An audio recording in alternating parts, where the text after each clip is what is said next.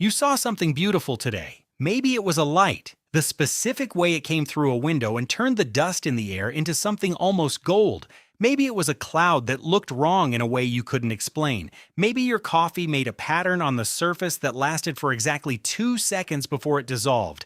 And before you even consciously decided to, your hand reached for your phone. You were going to show someone. That reflex happened faster than thought, faster than language. It rose in you the way hunger rises, automatic, urgent, older than you know. But here's what's fascinating. What happens in your brain when that reflex finds nothing, no one to send it to, no one waiting on the other end, is not just loneliness. It's something stranger, something quieter, and something science is only beginning to measure.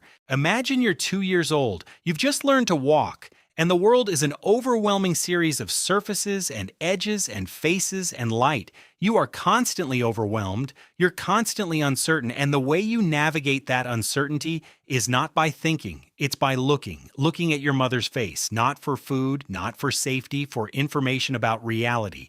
Developmental psychologists call this social referencing, the act of checking another person's emotional response to determine how you yourself should feel about something. A child crawls toward a glass table, they pause, they look up. If the adult's face registers danger, the child pulls back. If the face registers calm, the child continues. The child is not reading the table, they're reading the witness. What researchers found next changed how they understood the development of selfhood entirely. Because social referencing doesn't stop at 2 years old. It doesn't stop at 10 or 25 or 60. The behavior transforms, it becomes subtler, internalized, routed through language and technology, but the underlying neurological need never disappears. Throughout life, human beings continuously triangulate their own experience against the responses of other people, not out of insecurity, out of a biological requirement so deep it was baked in before we had names for it. We do not just need to have experiences. We need someone to confirm that they happened. Here's something that should unsettle you. Not all memories are created equal. The brain doesn't store experience the way a camera records video. Passively, uniformly, without preference, memory is reconstructive. It's emotional. And one of the most powerful factors that determines whether an experience is stored richly or stored thinly is whether another person was present when it happened.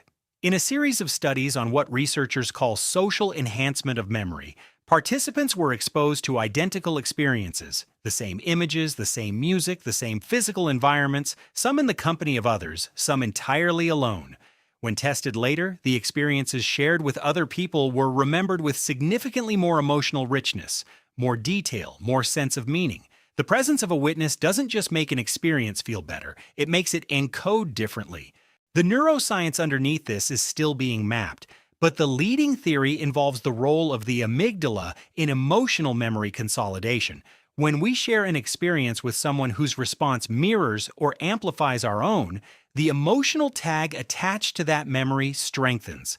The brain, in some measurable sense, decides the experience mattered. Without a witness, the signal weakens, not erased, but quieter, less saturated. Like a photograph developed in the wrong chemical. The image is there, but something in the color is off. And this raises a question that is genuinely difficult to sit with. If experiences that go unwitnessed encode with less emotional resonance, if the brain quietly discounts them as less real, then what is happening to the inner life of someone whose days are mostly unshared? Long before cities, before agriculture, before anything resembling civilization, humans lived in small bands of roughly 20 to 50 people. For most of evolutionary history, to be alive was to be perpetually witnessed. Every meal happened in proximity. Every emotion was visible. Every significant moment, a hunt, a birth, a death, a storm, a strange light in the sky, was experienced collectively. The default state of human existence was not privacy, it was presence. The anthropologist Robin Dunbar, known for his work on the cognitive limits of human social groups, has spent decades arguing that the human brain didn't evolve for solitude. It evolved for social navigation, for tracking relationships, reading intentions, managing complex webs of trust and obligation within a small, persistent community of known individuals. The brain, in other words, was built inside a witness network. And then something happened. Then something strange happened. Over the last 150 years, the structure of human social life changed faster than any evolutionary adaptation could track. Industrialization, urbanization, the shrinking of family units, the migration away from birthplaces, the rise of single-person households. What had been the exception, living without persistent, close witnesses to your daily life, became, for a significant portion of the developed world, the norm. Today, in countries like the United States, the United Kingdom, Sweden, and Japan, the single-person household is the fastest-growing domestic arrangement on record. Millions of people are going through entire days without a single moment of being genuinely seen, not just alone, but unwitnessed. But we have our phones, we have social media, we have comment sections and group chats and live streams, and people who press a small heart-shaped button to indicate that they saw what we posted. And here's where things get interesting, because the brain is not entirely fooled. Digital acknowledgement activates reward circuitry. That much is clear. A like, a reply, a notification, these trigger the same dopaminergic pathways as social approval because, evolutionarily, social approval and physical survival were once the same thing. The brain responds. But social referencing, true witnessing, requires something different. It requires continuity, context, the sense that the person who sees you, knows what yesterday looked like and what you were hoping for and why this particular moment matters to you specifically. A stranger pressing a button on a photograph of your sunset doesn't confirm the sunset was real. It confirms the photograph was aesthetically acceptable. That is a different thing entirely, and the brain appears to know the difference.